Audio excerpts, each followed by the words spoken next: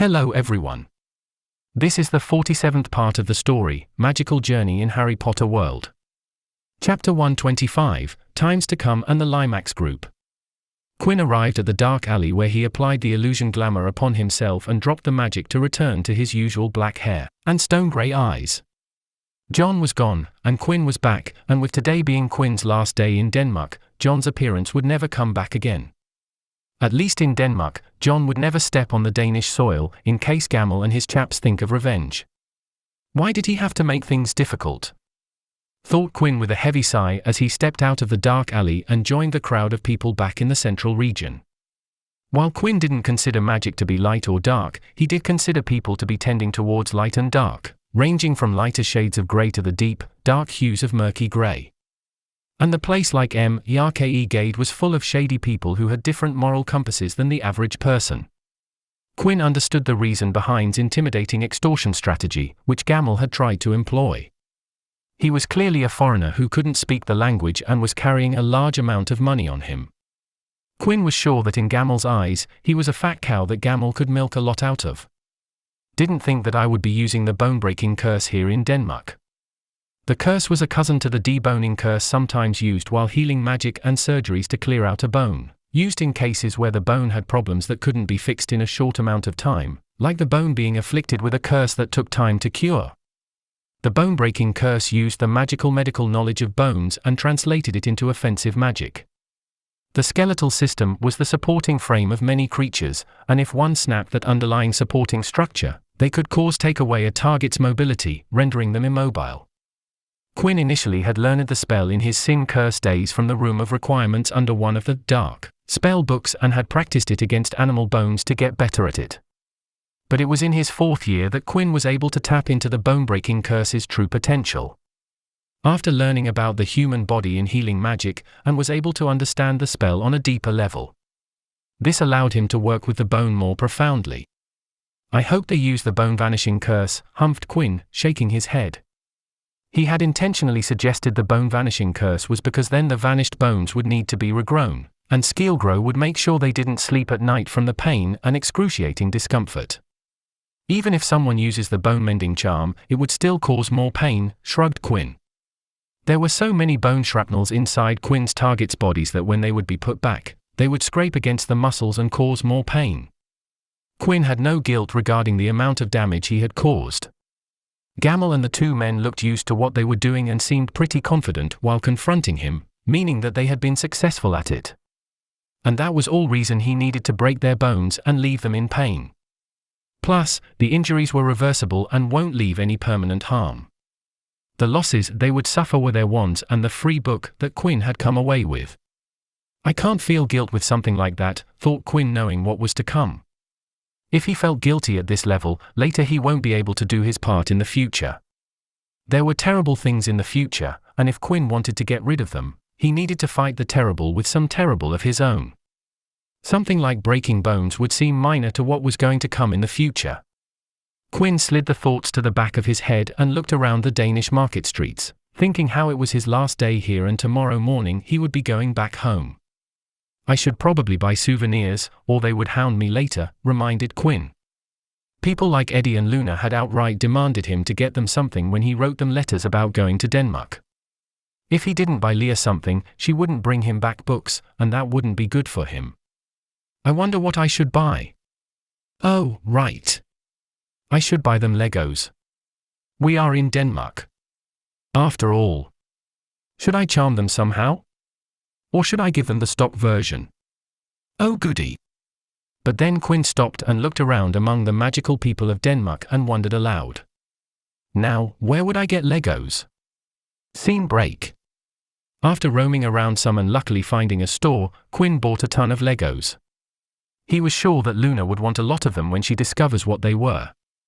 So he made sure to buy an amount that shocked the shop owner. I wonder what she would make with them, smiled Quinn as he stood in front of the hotel door and cast disillusionment on himself before silently opening the door. The door wasn't visible from the living room, so as long as Quinn was silent, no one would see him entering. And sound magic was something Quinn researched since his 2nd year when Phileas Flitwick had introduced it to him. With silent and slow steps, Quinn walked into the living room area to find 5 new people sitting in his living room along with Axel, who was looking at a map on the table in front of him. Axel raised his wand and pointed at the map for red spots to appear all over the map. These are all the places where I took him. I stuck to the central and a whole lot of the Muggle areas. I would have preferred not to go Muggle, but he dragged me along. When did he leave? Asked a guy dressed in a suit and overcoat. I don't know, sighed Axel while observing the map. I found him missing around half an hour ago. But I've no idea when he left the room. Axel's words brought a smile to Quinn's face. He could barely understand them speaking in Danish, but he did recognize some phrases, and to him, it sounded like an achievement because he had been gone for hours. Leave? Are we sure that he left on his own discretion, or was he taken away? Asked another man, dressed in casual clothing. Quinn West is from the West family, and they are filthy rich. So are we sure he wasn't abducted? I was here the entire day, replied Axel, shaking his head. He wasn't abducted. If he was, I would have known. Yeah, right, scoffed the guy in the suit. If that's true, then you let a kid get away from you right under your nose. Axel withdrew his eyes from the map and looked up at his colleague with a heated gaze. Are you sure you want to do this now? Because my principal is missing and I want to find him, and do it quick. So I will make it very quick, all it would take is one spell. The guy in the suit and Axel locked eyes for a few seconds before the suit guy broke eye contact and looked away. Axel gave every other man in the room a stern gaze, asking if they wanted to say something else and the promise that he wasn't kidding. Good, then let's get a move along. As time passes, the search radius lengthens. We have to find Quinn and quick. Axel looked at the band of his colleagues and finished his sentence. Because if we don't, we will be over. Everything we have built will go drain. Even if we start over, the Wests will ruin us. All men looked at each other and solemnly nodded. The West family was the owner of their business. A lot of what they did depended on the West family, and if they lost the support, they would have to start again and build up from the ground. Plus, if they didn't find Quinn or if Quinn got hurt, their future would be in trouble as Quinn was the grandson of George West, and that man with his resources could ruin their lives. Everyone got up, and that made Quinn decide that it was over for the day. And that he should probably reveal himself before they go out looking for. Though Quinn wouldn't lie if he said that, he didn't entertain the thought of letting them go out and sweat a little. But in the end, Quinn decided to end before it ended up getting out of hand. So he dropped the disillusionment on himself and revealed himself to the group. Hello, everyone, greeted Quinn with a smile. My name is Quinn, and it's a pleasure to meet you all. The 6 men, including Axel's first reaction, were to whip out their wands and point them at Quinn. Within 2 seconds, 6 wands were trained on Quinn as the 6 adults went into combat mode and were ready to cast at a moment's notice. Quinn slowly raised his hands in the surrender posture with a smile on his face. Calm down, no need to be so wand-happy. Let's relax and have some good fun. He opened both his fists to show chocoballs between his index and middle fingers. Chocolate? Asked Quinn, wiggling his fingers that held the chocoballs. Axel dropped his hand down and stopped pointing his wand at Quinn. The others also put their wands down as Axel spoke in a stern voice. Where were you? Why did you leave? How long were you out? Now, there is no need to take that tone, responded Quinn, giving Axel a look. I was out, exploring the city. I have to say it has quite a lot to offer. There is no need to get all huffy about that. Also, you should have told me about the flavored milk tavern. The choices they had were just magnifique. He did a chef's kiss to show his delight. But why did you go out on your own? You should have asked me, and I would have taken you. It's my job to guide you and show you around, frowned Axel. That's true, but you were restricting my moments, Mr. Thorne, said Quinn as he unwrapped one of the chocoballs and popped it into his mouth. I wanted to see both magical and non-magical airs, not just the magical parts. But you insisted that I restricted my movements. You even protested against the random and new restaurant plan. No offense, but I explore better alone. Quinn was also sure that if he asked Axel to take him to Merke Gade, he would have got shut down before even saying the entire sentence. The area was just too shady for a teen like Quinn to wander around. But what if you had got lost? Asked one of Axel's colleagues in English. This isn't your country, and you could have gotten lost with no one to ask for help from. Oh, please, scoffed Quinn in response. I know how the hotel's lobby from memory. With its image and some apparition, I can return from anywhere a few kilometers without breaking a sweat. Do ask Axel. I can't get lost in public, and even if I do, I can teleport at will to return to the safe lobby. Quinn walked past and settled on one of the single-seater sofas in the living room. I can tell that you guys are Mr. Thorne's friends, and from the looks of it, you also work together with him. How about you guys sit down and we talk? None of the guys sat down as Axel once again asked. Why would you leave? Did you not know how much panic you caused? How did you even sneak out? Mr. Thorne, why are you even surprised? Didn't your briefing stress on the part that I will try to sneak out? Replied Quinn. He took out a Durham shawarma wrapped in foil out of his pockets and spoke as he unwrapped it. It was your fault that you put your guard down. Just because I acted politely, you assumed that the information you had turned null and void. Is this what they taught you when you were training to be an aura? Axel's eyes went wide open when he heard Quinn speak up. I didn't tell you that. How did you know that? I didn't, smiled Quinn and took a bite of the pitta and the meat inside. He pointed at Axel and chuckled.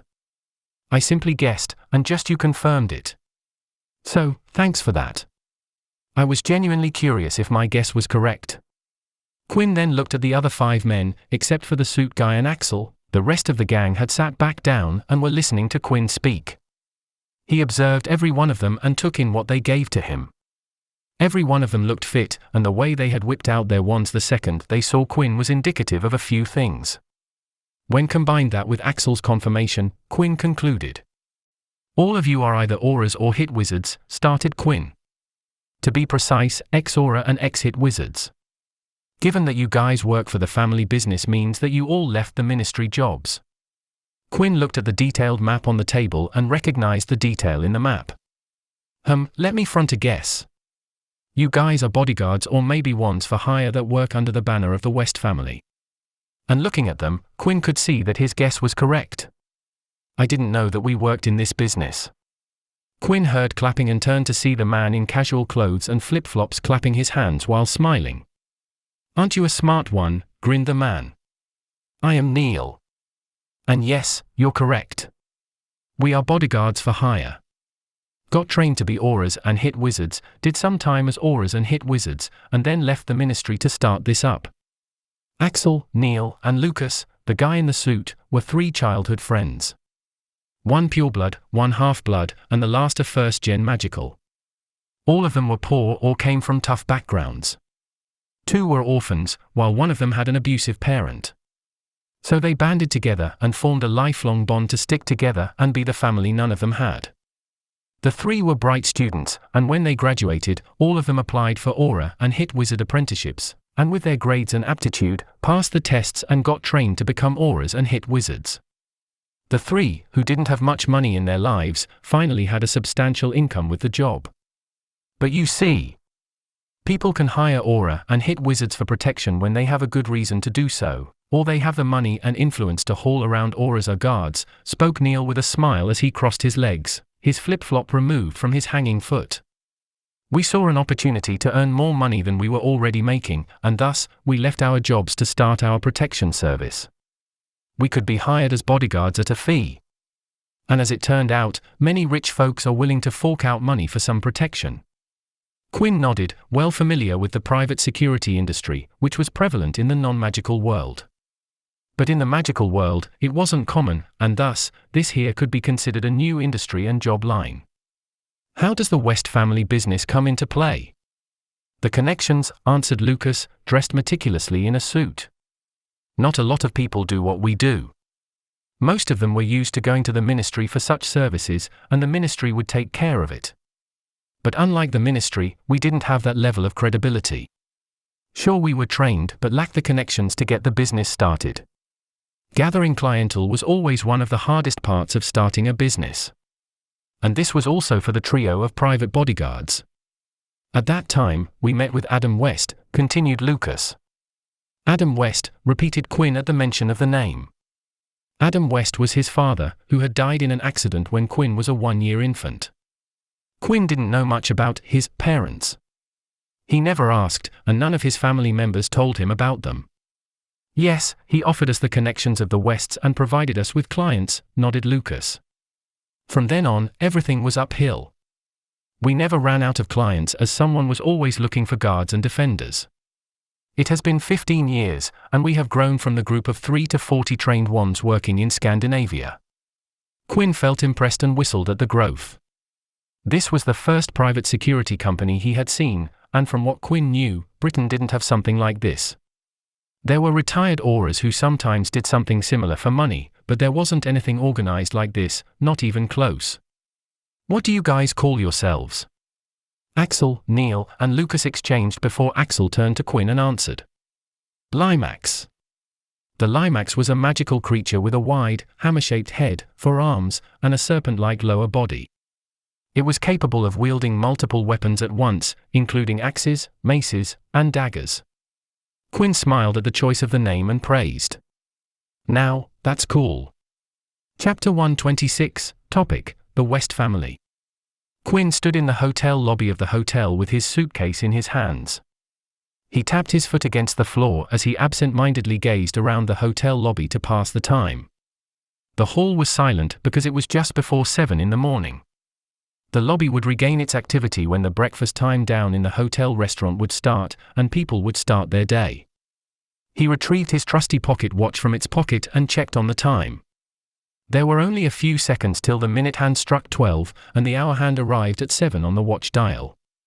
Quinn watched the second hand smoothly travel clockwise and arrive at number 12, marking the time 7 in the morning. The clock's interface shifted as the dial background shifted from the indigo shade of the 6th hour to the gold of the 7th hour. A faint yet visible outline of the number 6 also changed to 7, and some other changes magically appeared on the watch front to signify the change of hours. When the clock turned 7, Quinn looked up, and like clockwork, the man he was waiting for walked into the lobby and walked towards Quinn with a steady stride and semi-brisk pace. Axel Thorne, his Danish bodyguard, a guide who he had evaded many a time in his stay. Good morning, Mr. Thorne, greeted Quinn. I hope my portkey is ready to be deployed? Axel nodded and took out a small wooden cube with blunt edges which rested on his palm. Quinn picked up the dark wood cube from Axel's palm and observed it. The wooden cube was larger than a cuboidal die, but it wasn't big enough to cover the entire palm. Quinn could comfortably close his fist around the cube, and it would be completely enveloped. It will activate at 7:05. The portkey will trigger on its own, there is no activation phrase, answered Axel. Quinn nodded in response and wrapped his fist around the cube. As there was no activation phrase, Quinn needed to hold the cube because, at 7:05, the portkey would trigger and take him to the destination with no delay. It was a fun week, Mr. Thorne. Thank you for your services, you were an excellent guide, praised Quinn. And yet you sneaked away without me, commented Axel. The fact that a teen could sneak away from him under his nose was embarrassing for someone from his line of occupation and his position, and Axel wasn't taking it lightly. His partners and subordinates were having fun at his expense. And from what he knew about his company, they weren't going to let it go anytime soon. Now, don't beat yourself up that much up. It happens to the best of people, chuckled Quinn. He could see that it bothered Axel, so he tried to soothe the wound before returning home. It was simply a little too motivated to go out on my own, so it's not your fault that you missed out on my escapes. I'm good at magic, after all. Quinn took out a card from his pockets and handed it to Axel. This is my personal contact details. If you ever come to England, do contact me, and I will be your guide just as you were mine. Axel looked at the deep royal blue card. On the royal blue background was a monogram logo in the shape of QW, and beside the logo was Quinn's full name, also written in gold. He turned the card to see a WMFID printed on the back. That's my personal WMFID. Not many people have that number, so please don't share it. I like this ID I have and don't want to change it, pointed Quinn. This card differed from his aid cards, which were for promotion and availability, as the cards changed when Quinn or Luna was inside the office for a consultation. This card held his very personal WMFID, which not a lot of people were aware of. Other than his family, only Luna knew of his WMFID because her father had purchased an office version Megafax and put it in his home as Xenophilius Lovegood worked as a reporter or writer from his own. Quinn hoped he could give a few others his contact details as the Megafax personal home models were launched just before Quinn left for Denmark. Quinn was sure that as the year passed, his friends would have a Megafax unit at their respective homes. "Do you have a personal WMFID?" asked Quinn. Axel shook his head in reply. "I don't have a personal machine, but our office has one." Saying that, Axel took out a white business card with black text reading contact information of the Lymax group, such as their WMFIDs, address, and Axel's name in the top left corner on the card. Every West Business subsidiary had made Megafax a part of their office culture. And because the West Business empire spanned across continents, the Megafax had bridged the gaps in communication that existed before the invention of Megafax. Quinn's invention had transformed the way communication was handled between and within different organizations. Quinn pocketed the card, and as he did, the cube started to faintly glow. Within 10 seconds, the port key would trigger, and he would be whisked away. "It seems time's up," noted Quinn, and then said the last words to Axel. "Once again, Mr. Thorne. It was a nice week. Thank you for keeping it time. Let's meet someday. Maybe it will be you coming to England, or I return here to Denmark. Until then, it's a farewell." Quinn made a small wave before the portkey glowed up, and he was gone. But Quinn missed the look that came over Axel's face when he left with the portkey. "Quinn West, huh? I wonder what they would say if I told them about him," muttered Axel as he stared at the card in his hand. Quinn's time in Denmark had come to an end. Scene break. We got a reply to the invitation. The rest of the Potter family, who were sitting in the living room of the Potter home, looked up at their mother or wife. They saw the lady of the house waving a letter in her hand with a smile on her face. "West family sent back a reply to our invitation," announced Lily. James, Ivy, and Harry Potter all became attentive for different reasons.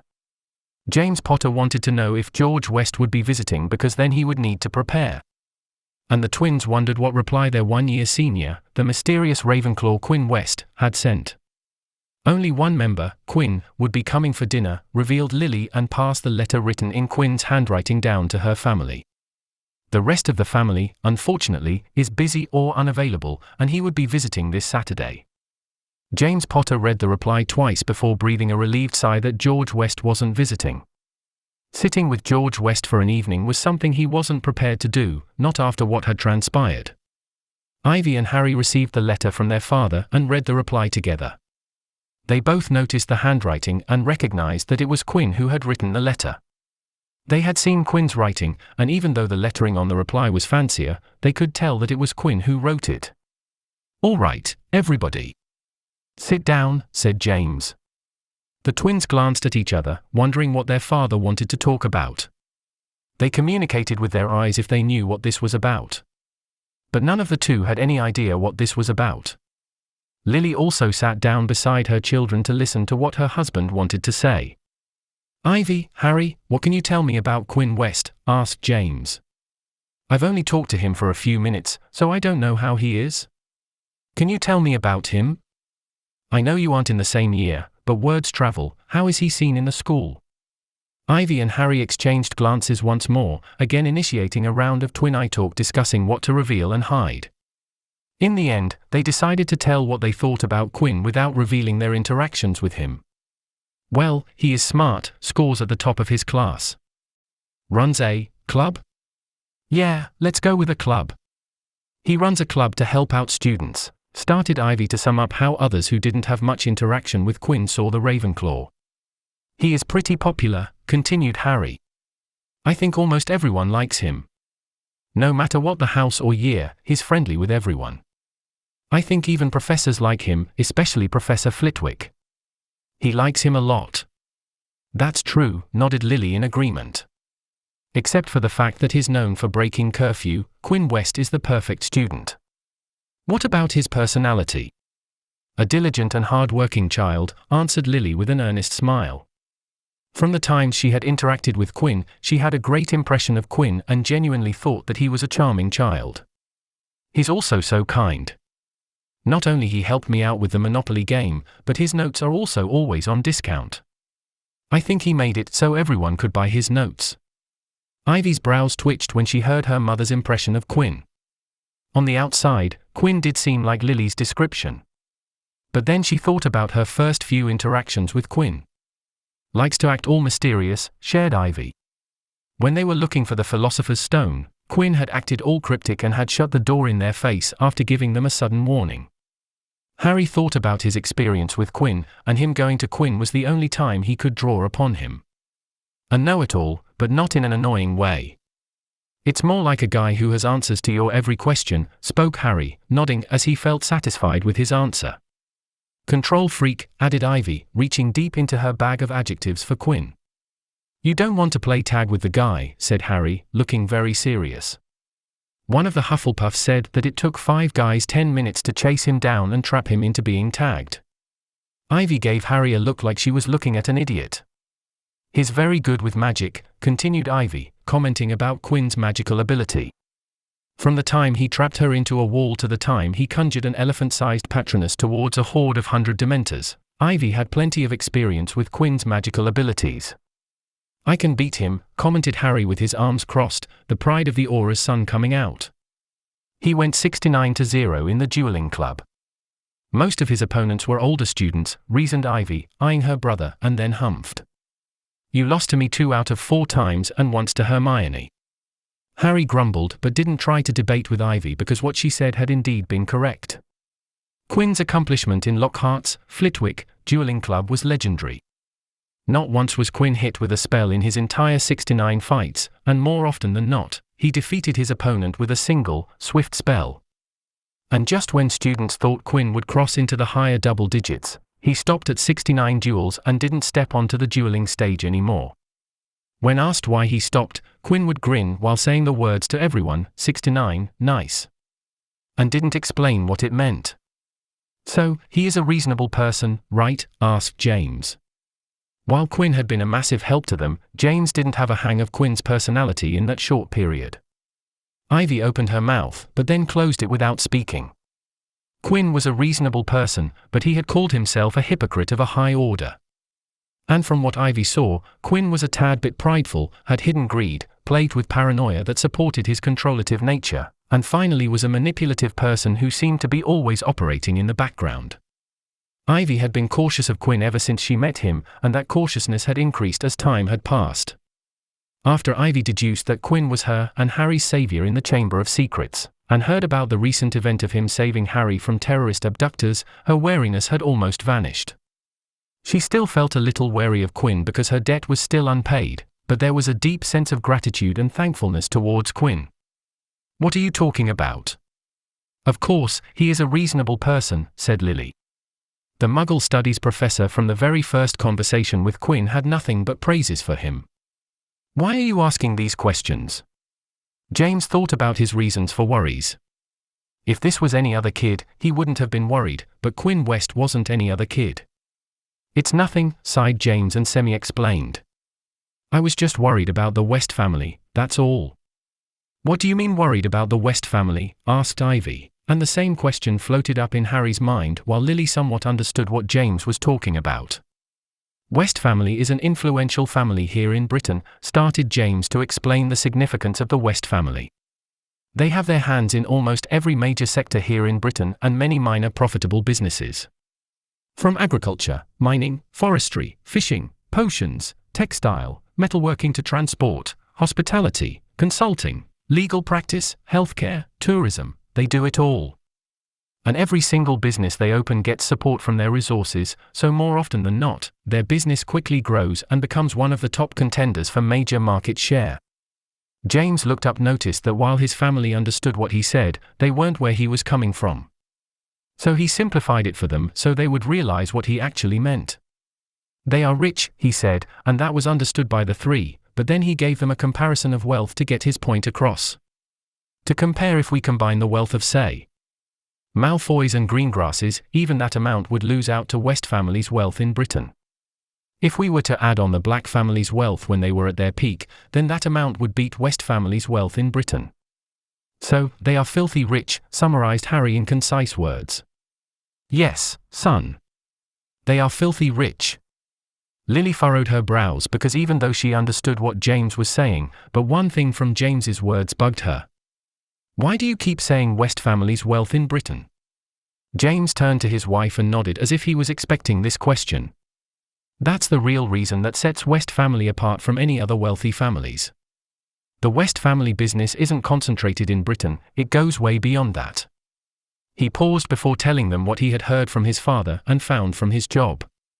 West family's business spans across continents and has such reach that the amount of money and influence they have is more than any family in Britain and probably more than any group or organization that exists in the Wizarding Society. That makes Malfoy's wealth look like they are a bunch of poor chaps.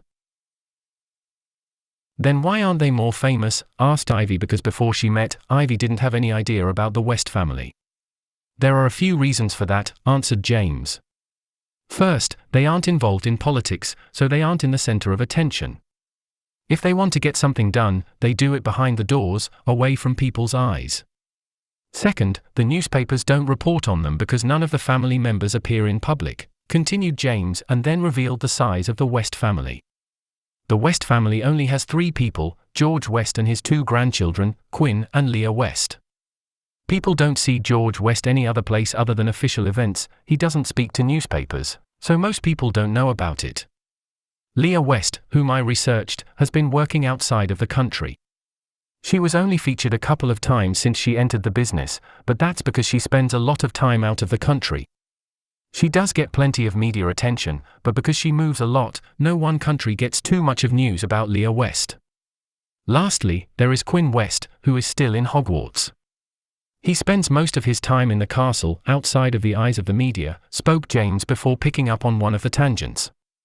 George West went to Hogwarts, and then after him, Quinn went to Hogwarts, but between those two, none of the other members went to Hogwarts. Leah West studied in France. Quinn's father also studied in France, and his mother studied in Italy. Lastly, George West's wife also came from France. All 3 Potter audience noticed that James mentioned Quinn's parents. But previously, he had said there were only 3 West members in the family, which meant that they were no longer alive. Ivy recalled how Leah was the one who came to pick up Quinn from the King's Cross station. She hadn't given it a thought, but now she realized that Quinn's parents didn't come because they weren't alive. So the West family hasn't personally been active in Britain for some time, and that's the reason why most people don't know about them, spoke James, taking a sip of water from the glass of water on the table to quench his throat. No one cared about rich people if they weren't involved in some sort of scandal, and the members of the West family remained out of trouble. The members of Wizengamot know about them, most of the ministry bigwigs know about them, but from below that level, not a lot of people know about them. For some reason, their businesses aren't named after their family name, so the family isn't a household name, explained James, and he was done explaining to his family why the West family was such a big deal. The same day Harry was kidnapped, George West walked into the ministry and made his way straight to the minister's office, retold James the tale that he had heard from his peers in the Aura's office. From what I heard, he walked to the minister's office and had his secretary announce that he was here to meet the minister. In under a minute, Fudge came running out with panic on his face. Fudge walked George West into his office, and when he left, Fudge issued an internal memo that essentially was a gag order to not let Quinn's name come in any of the forthcoming proceedings. Such was the power of the West family. George West could walk into the ministry, and his wants would be entertained by the Minister of Magic himself. Voldemort had tried to recruit George West to his inner circle, no question asked, but he refused and fled the country, taking his family with him. They returned only after the war, brought up James. This was the power of West family. Voldemort wanted West's financial support so much that Dumbledore had to go beg George just to make sure that he didn't support Voldemort. Forget about getting the West supports for our side. If George West had decided to support any one side, the war could have gone very differently. So, I was just wondering if he is a type of person who gets offended easily, because then I would step around him carefully, finished James. He didn't want to invite trouble just because he said something that offended Quinn, and that went to George West because that would be a huge trouble for him. Ivy and Harry thought about Quinn and then compared him to Draco but didn't see many parallels between them. Draco liked to brag about his family, money, and the new things his dad had brought him. But Quinn didn't do anything of that. Students didn't even know or thought that he was rich even though they paid him for multitudes of things. Ivy thought back to the day she asked Quinn for the information about Nicholas Flamel, and that day he had asked her to pay upfront before she could even pick up the envelope that the information came in. She had to borrow money from Hermione to pay for that information. Now with hindsight, Quinn did say that he would have mail-ordered the ingredients instead of picking them from Snape's inventory, thought Ivy, picking up on things that showed he was from a wealthy family. That day the Potters continued to talk about Quinn and the West family just because Quinn was coming to their home later that week. This marks the end of part 47 of the story, Magical Journey in Harry Potter World. Thank you for listening. Please like the video and hit the subscribe button to listen more. Hit the bell icon to get notified of all the new content uploaded to the channel ASAP.